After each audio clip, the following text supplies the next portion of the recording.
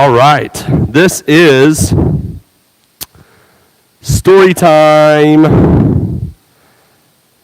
If you are not wanting to be in a storytelling class, then you're in the wrong place.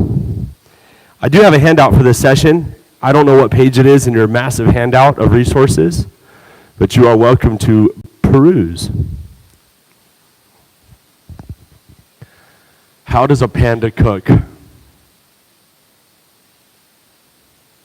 How does a panda cook? With a pan, duh. I wrote that like 2 days ago. That was a good one. Know how a panda will kill you, right? With his bare hands. Oh, that was eye roll worthy? Okay. Wow. You know it's a really good joke when they don't laugh, but they go, All right. What is my time frame? Somebody's got to know better than me. I'm the most unorganized person on the planet. All right.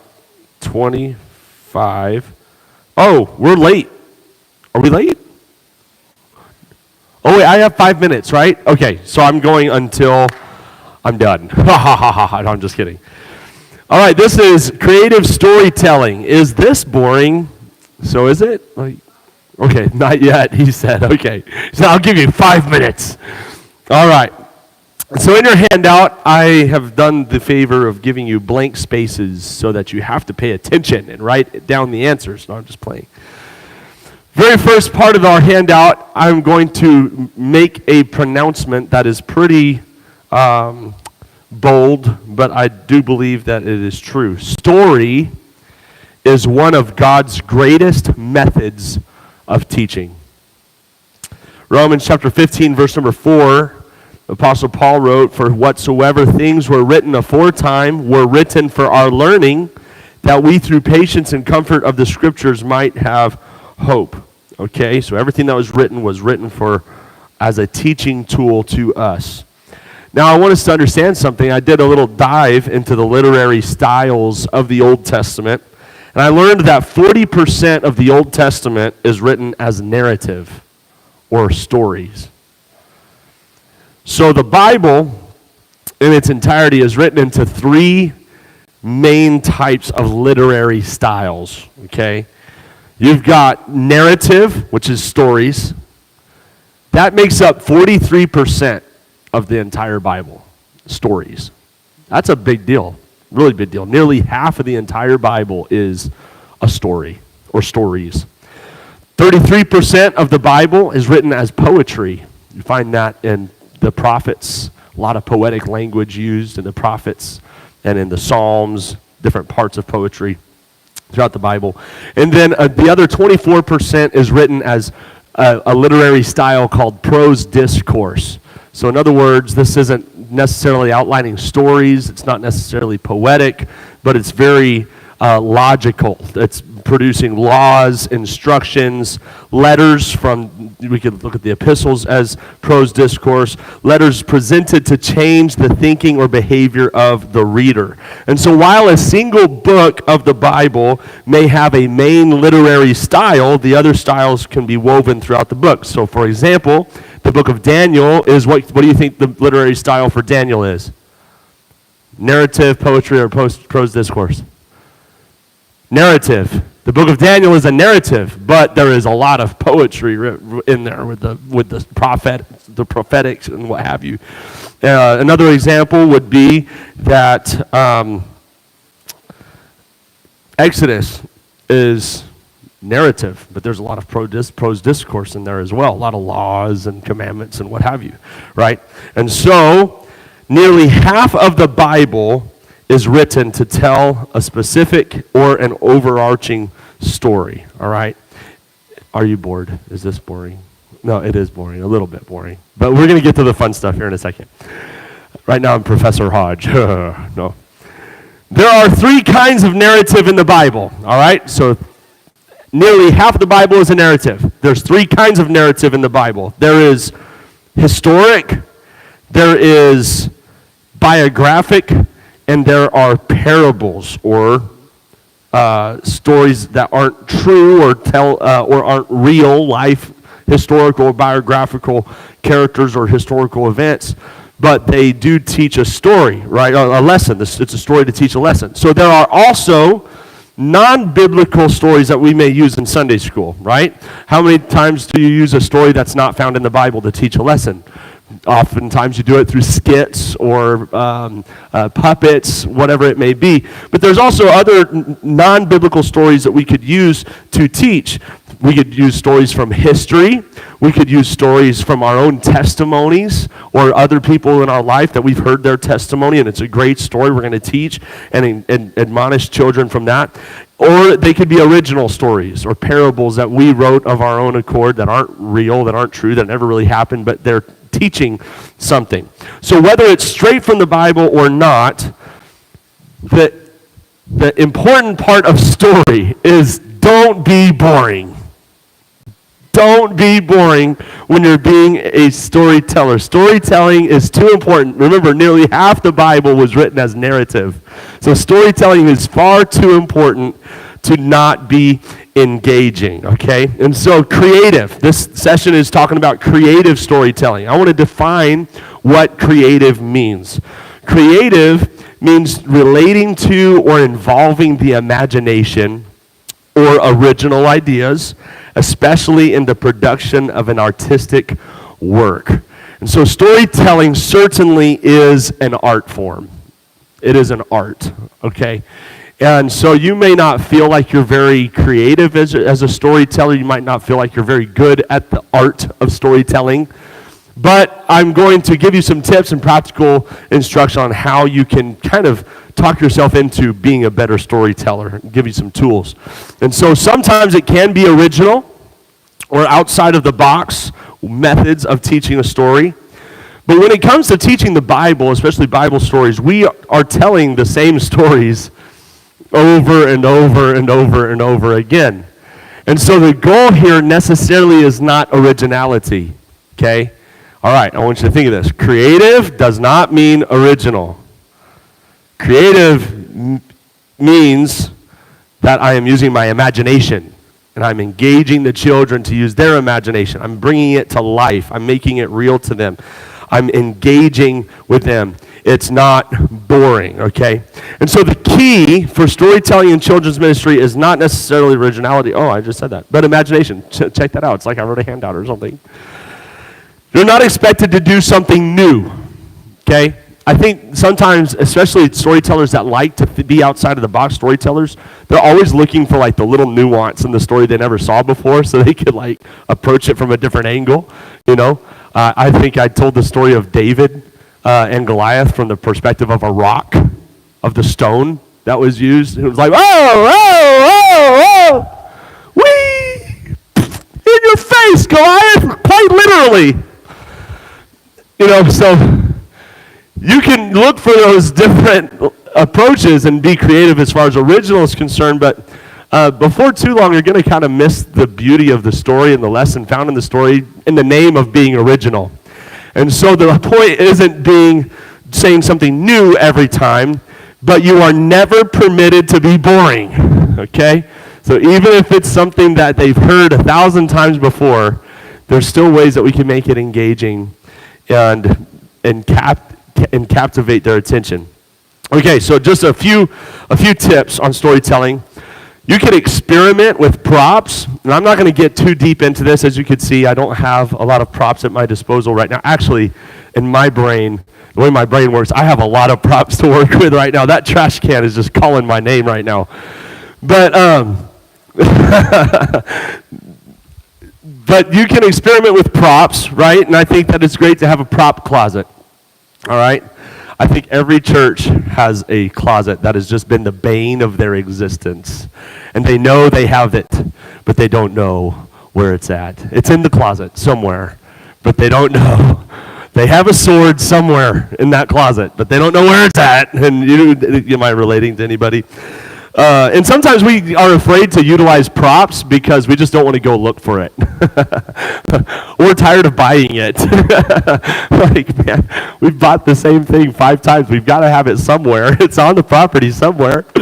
And so, yeah, having props is great, but if you're going to have props, you have to have a place to store the props. And if you're going to have a place to store the props, I've learned something very, very practical, like very hard. It's been hard to learn this.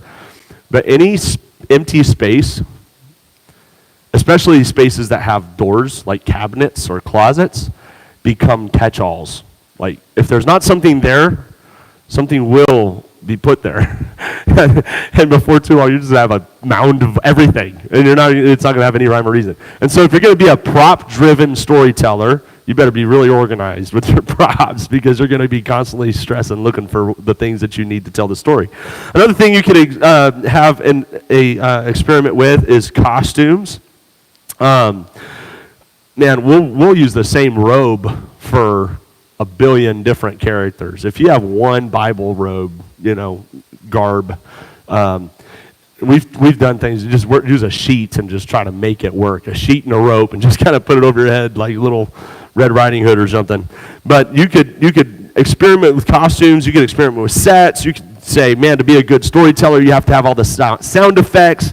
And sound effects do help with story. So if you have a techie person, if you have somebody running a Bluetooth speaker or something in your classroom or a sound system in your children's church, utilize the sound effects. As if you're tasked with being the Bible story teacher, work with somebody on your team to get some effects that would be appropriate, or give them suggestions. Hey, I need you to cue up the sound of a storm, or I need you to cue up an explosion. I need you to cue up, and maybe we can go through the story and where things are coming up so that you can be ready to click the button and hit it at the right time. So sound effects are great for adding to the not the originality, but the creativity of storytelling.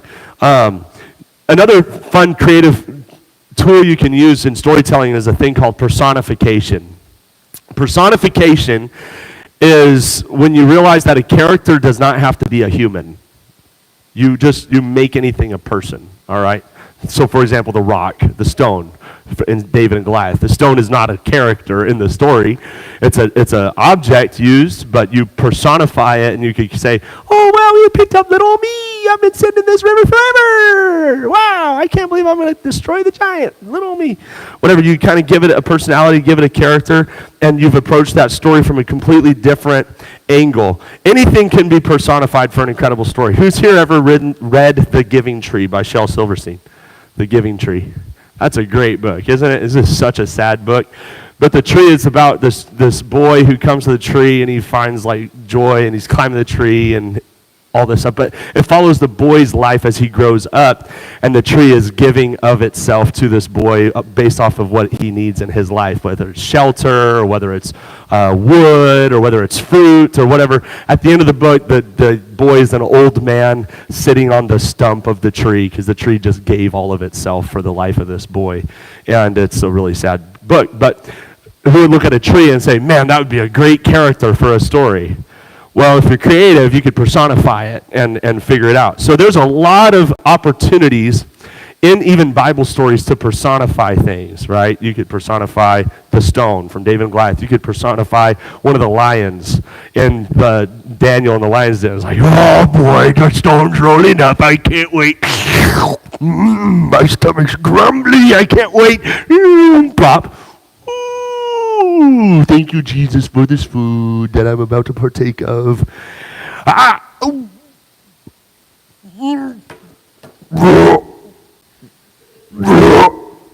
want to eat him. Let me eat him. You could personify anything, right? And so that's just a tip. So wisdom, even in the book of Proverbs, is personified as a person, right?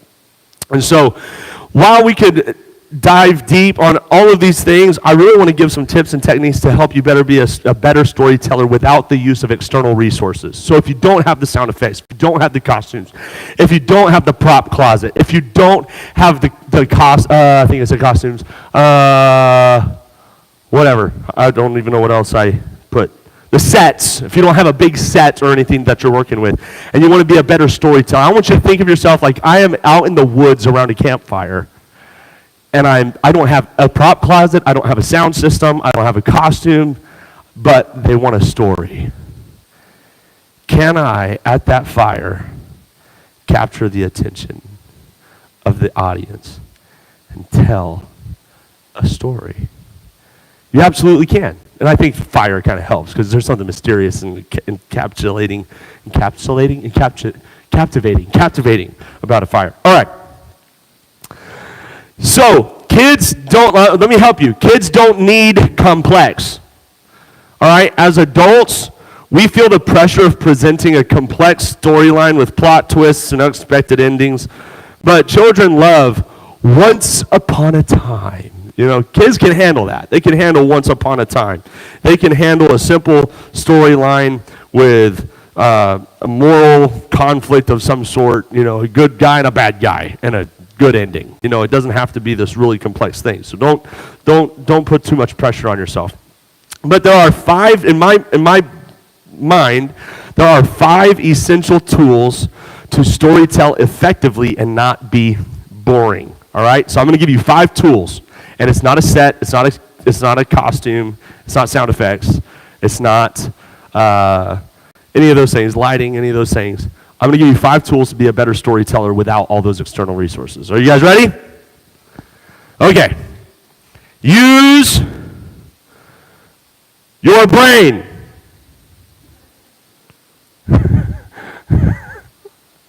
Okay, let me finish the handout. Okay. Use your brain for the facts and figures, but tell the story from your heart. Okay. You have to know the story, right? You got to know the facts, you got to know the figures, you got to know the character. But when you're a good storyteller, you're not just going to tell the story and just recite facts and just teach them the character as if, you know, they're dead and they don't mean anything. But when you can learn to tell a story as if that story has changed you, if you can tell that story as if, though they've been dead for thousands of years, this character still has something to say. There's impact to this story. This is kind of where we could see that this is the spiritual part of telling the story. We're not just teaching kids stories like it's some history class, but this is the spiritual part. I want to pour my heart out in this story. I want to show the heart of God through this story, and I want to connect the kids to have an experience with God through this story, okay? So it's one thing to know a story. It's another thing altogether to believe a story. My grandpa, one time when I was a young person, he asked me very casually, very flippantly, he said, "Tyler, do you really believe that a guy was swallowed by a fish for 3 days and lived to tell about it?" And I'm like, "Well, last I checked, that wasn't a parable, so yeah, I really do believe that happened." He's like, "That's just crazy to me. I can't believe that." See, he knows the story, but he doesn't believe it. Right? And if we want to really teach through story to be able to reach the heart of the children, is we have to not just know the story, but we have to believe the story, and it has to have some type of an impact on our life. So to put yourself in that person's shoes, that's how you share the heart of the story, right? I want you to put yourself in that person's shoes. I want you to feel the emotion of the story. And so this is one thing that a good storyteller needs to learn how to do, is to learn how to evoke a broad spectrum of emotions, all right? Learn how to evoke fear.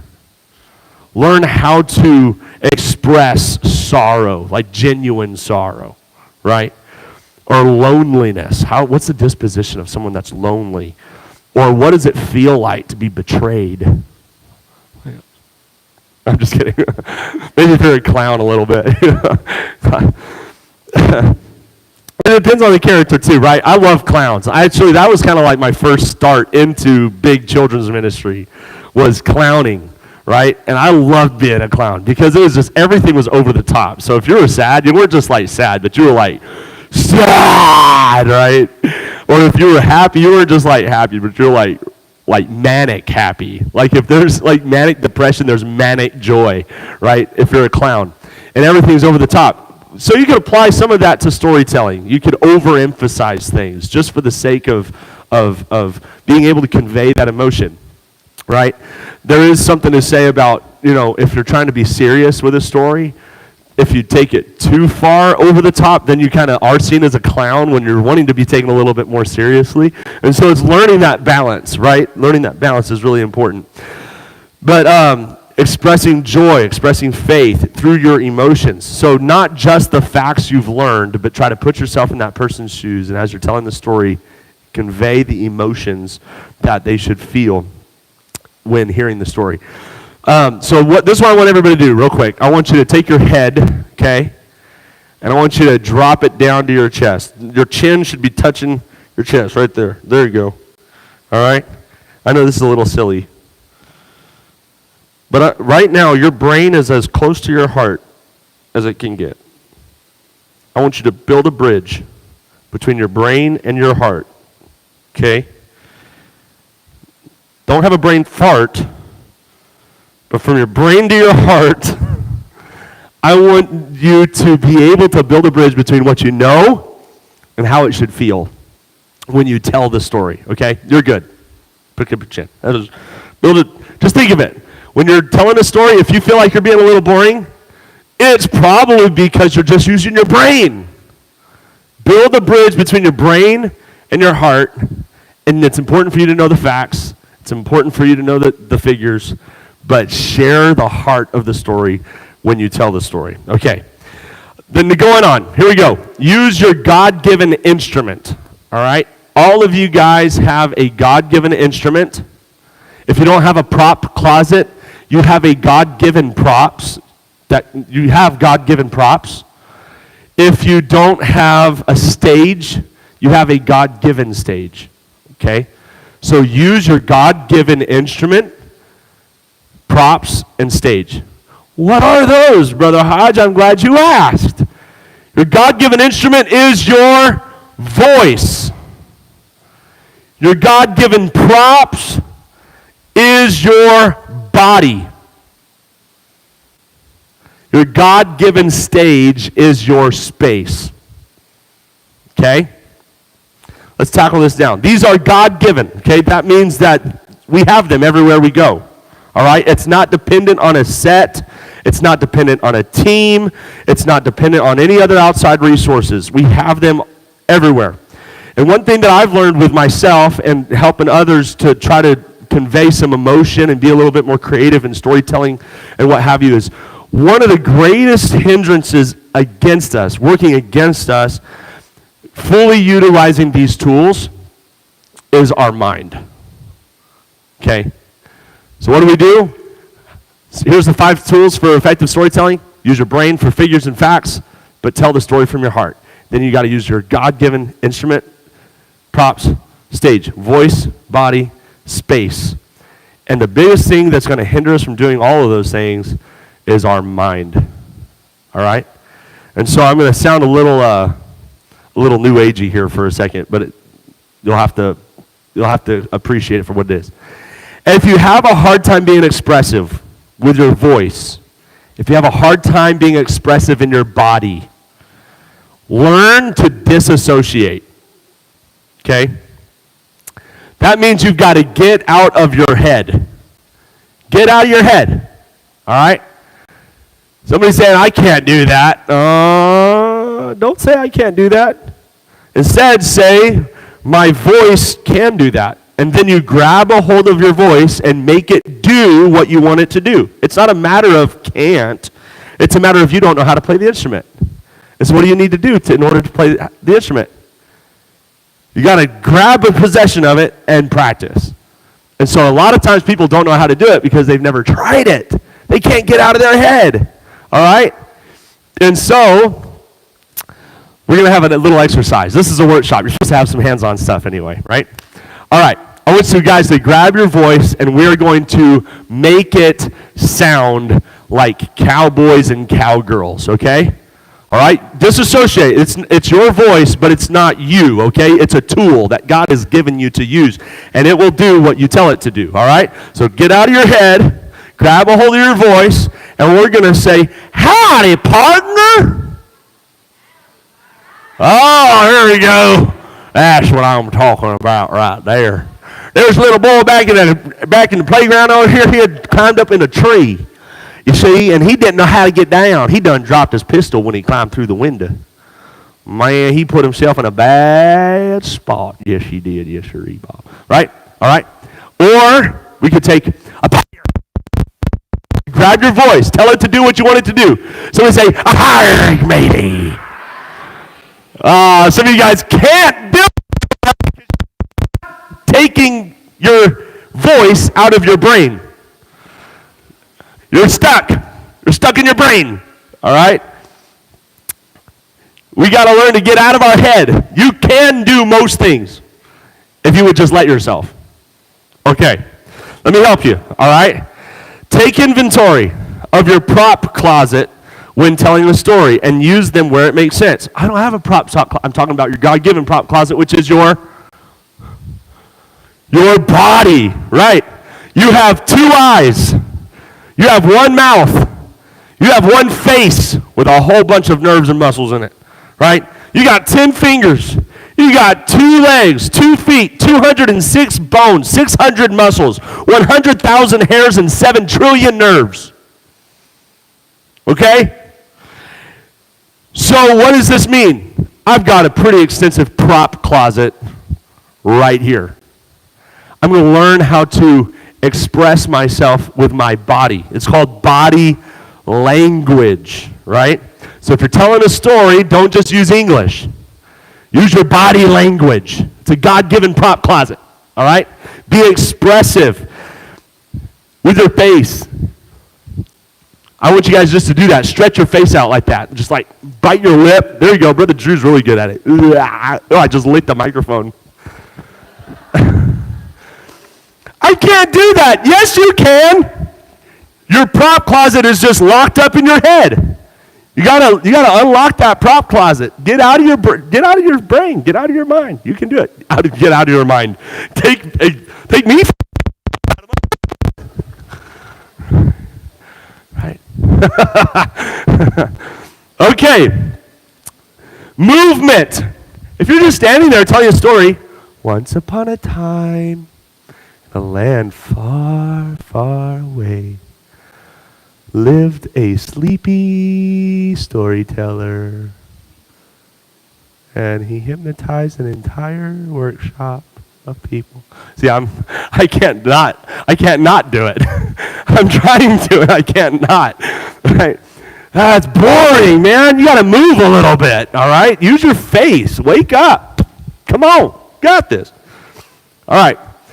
Posture, presentation, they all play a part in amazing storytelling. So use your props, which is your body.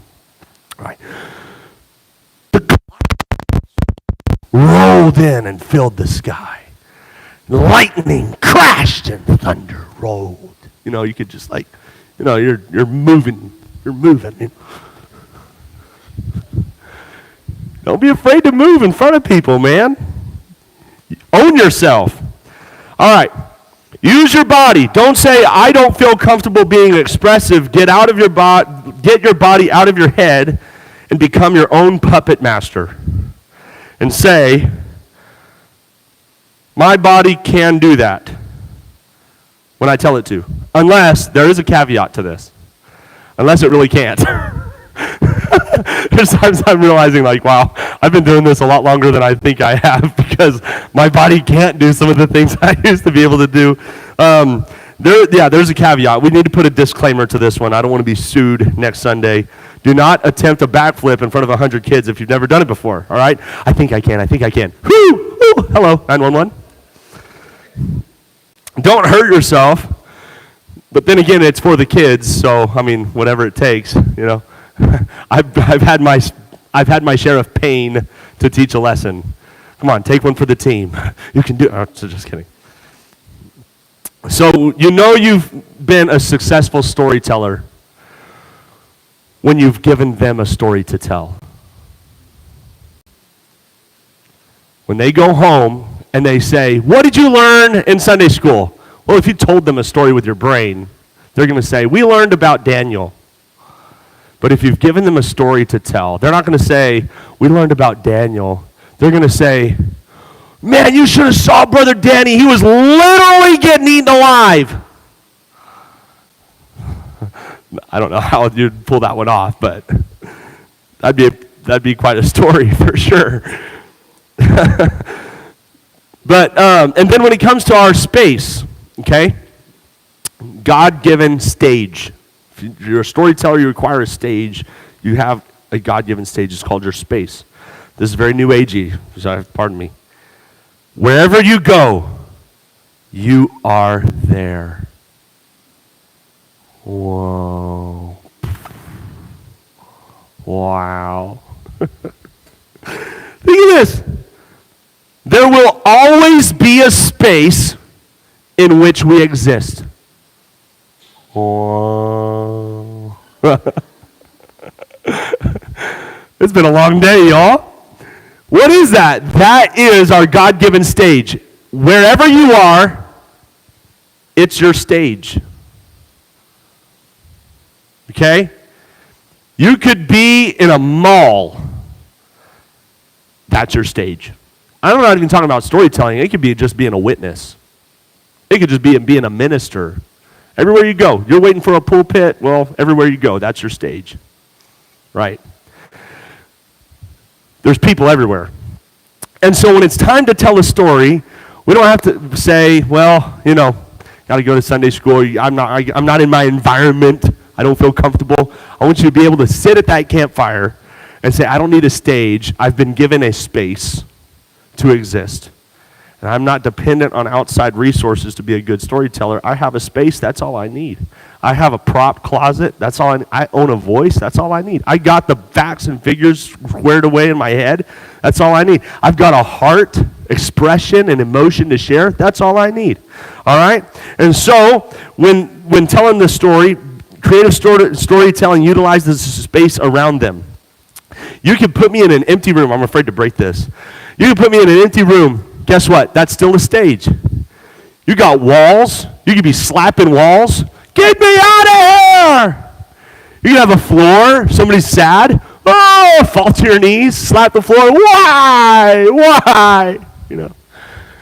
You got all types of stuff. You got a chair. You got a trash can. You've got other kids. Man, I can't tell you how many kids' hair I've messed up over the years telling stories. Right? You have a space to use. You could use a desk, whatever. So let me help you with this, because sometimes we're very black and white people as adults. We have a hard time using our imagination. We kind of outgrow that part of us. Actually, I don't believe that's true. I think that we become more jaded as adults, and we learn to apply our imagination in harmful ways. So as we get older, we don't lose our imagination, but we gain what? Anxiety.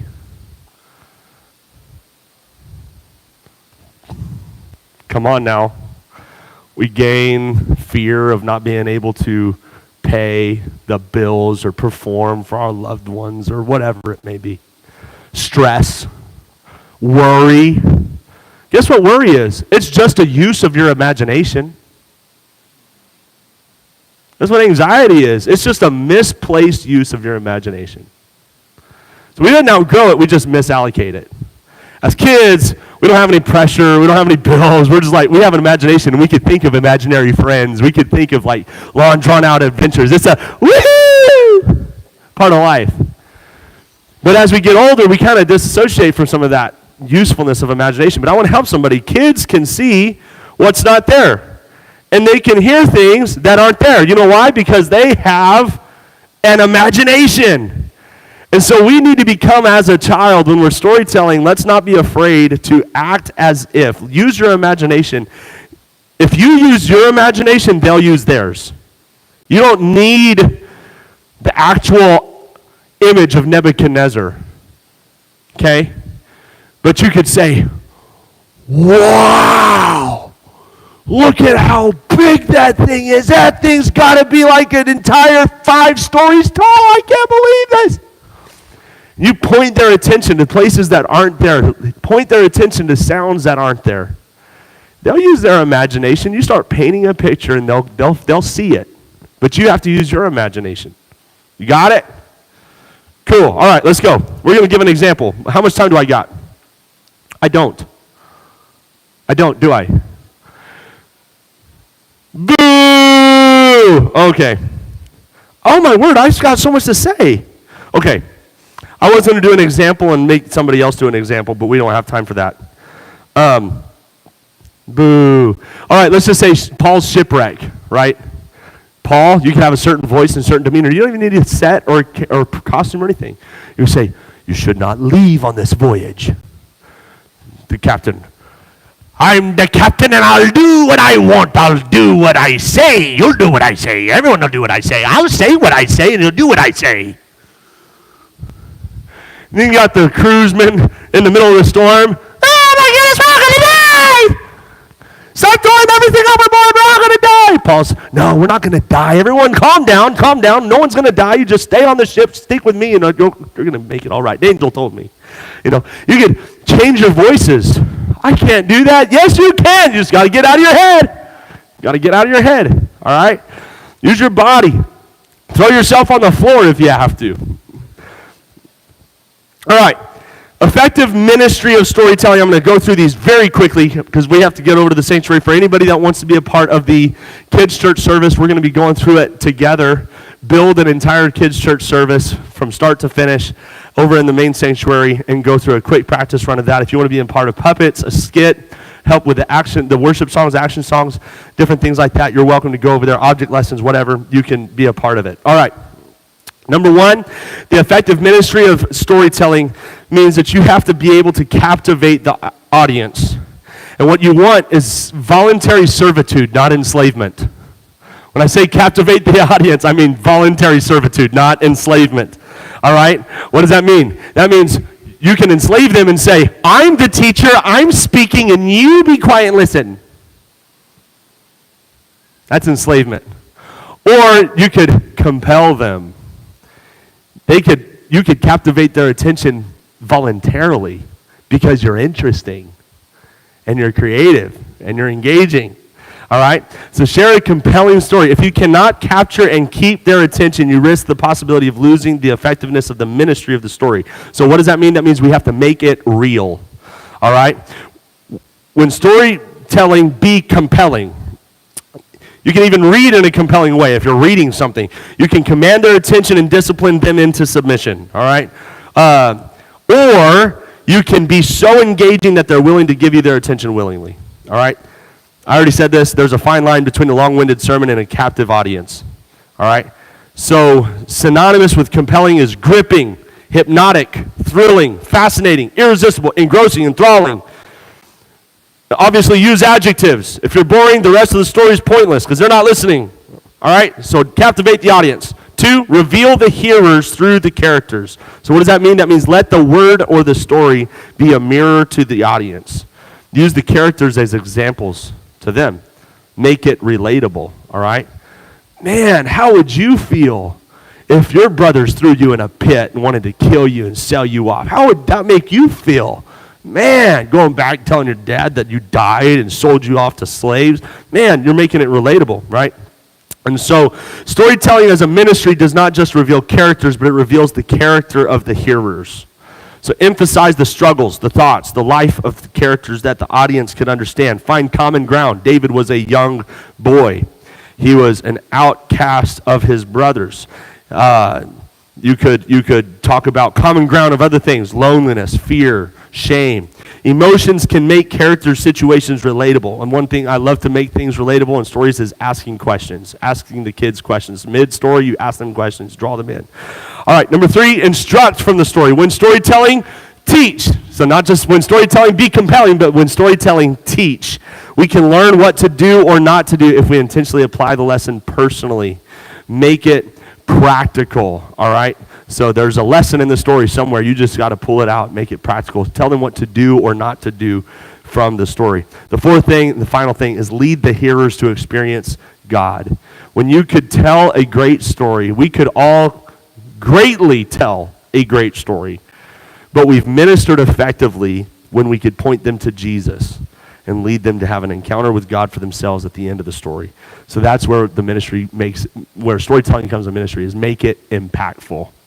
All right, don't just make it real, don't just make it relatable, don't make it practical, make it impactful. At the end of a story, I love watching tears fall down a kid's face at the end of a story. I love altar calls that are led straight. We don't even have to have a message because the story was enough to pull them and make an impact. Your storytelling this Sunday may be what makes a child fall in love with the Word of God. So let's not be afraid to tell a story. Let's be creative. Let's not be boring. Let's get out of our head, utilize the gifts that God's given us, and go be exciting people in our stories. God bless you. You're dismissed in Jesus' name.